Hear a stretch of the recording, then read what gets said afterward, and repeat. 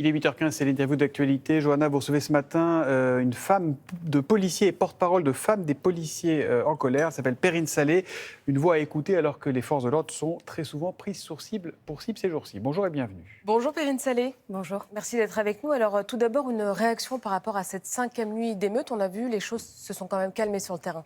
Oui, fort heureusement, les tensions, on va dire, les événements les plus violents semblent se calmer. On espère que ça va durer. Malgré tout, les forces de l'ordre sont extrêmement mobilisées. La majorité des fonctionnaires de police ont été rappelés sur leur repos. Certains y vont sur base du volontariat, puisque, on le sait très bien, la police nationale comme la gendarmerie sont en crise un petit peu de recrutement. Ils sont en crise, ils sont en manque d'effectifs, et pourtant ils sont surmobilisés pour la protection des Français. Alors Thomas vient de le dire, vous êtes femme de policier. Est-ce que votre mari était sur le terrain ces derniers jours ?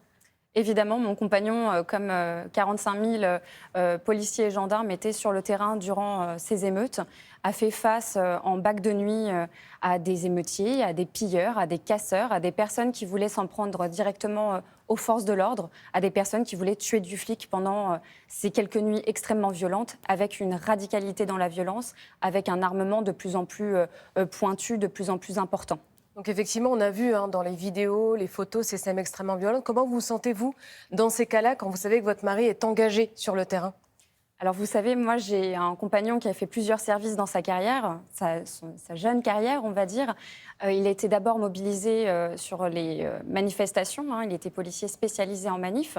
On a vécu des événements extrêmement intenses, extrêmement violents avec les Gilets jaunes. C'était des journées d'angoisse, mais c'était des journées un peu ponctuelles, c'était que le week-end.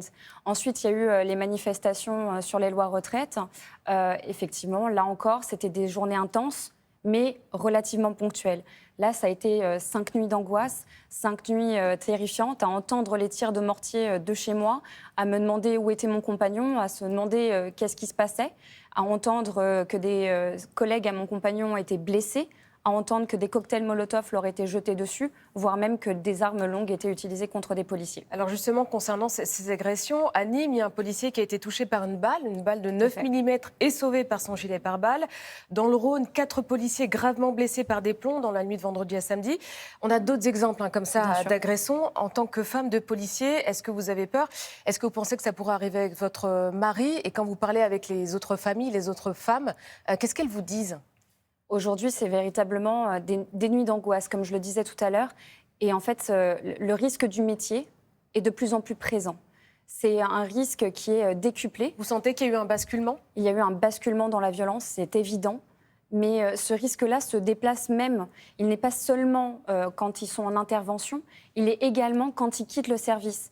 On précise effectivement que ces policiers, quand ils sont en service, ils vont se prendre tout type de projectiles, notamment des balles réelles, comme on l'a vu à Nîmes, mais également quand ils quittent le service. Notamment, il y a un policier du 19e arrondissement de Paris qui, quand il sortait de son service, a été suivi, a été menacé et a été agressé et a aujourd'hui 8 jours d'ITT.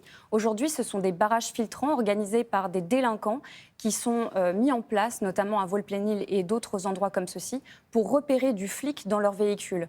Ce sont également des menaces qui sont faites sur nos familles et des fichiers de salles de sport qui sont observés pour retrouver nom, prénom et adresse de policier. Et vous-même, en tant que femme de flic, vous avez aussi reçu des menaces de mort par le passé ? Par le passé, c'est toujours le cas ? C'est toujours le cas, effectivement. Dès la première nuit d'émeute, j'ai tout de suite reçu des menaces de mort directement. On appelle à venir me chercher en bas de chez moi et à me faire de joyeuses surprises, si vous voyez ce que je veux dire. Est-ce que vous comprenez la mort, la profonde colère qui a été déclenchée par la mort du jeune Naël ?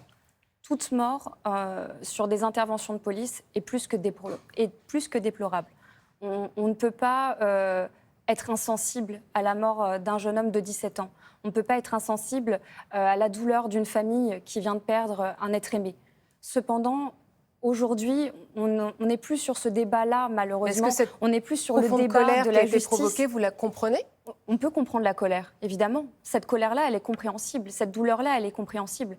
Par contre, le résultat, par des émeutes, par des violences, par des traques, par des vendettas à l'encontre des policiers et de leurs familles, là, c'est incompréhensible. Quand vous appelez à aller chercher des policiers et leurs familles sur leur lieu de vie, c'est criminel. Et là, ça dépasse l'entendement, ça dépasse la compassion que l'on peut avoir avec cette douleur et cette colère. Alors, il y a un problème qui a été dénoncé par plusieurs personnes qui ont manifesté, c'est le problème du racisme dans la police. D'ailleurs, l'ONU également appelle la France à s'attaquer au profond problème de racisme au sein des forces de l'ordre.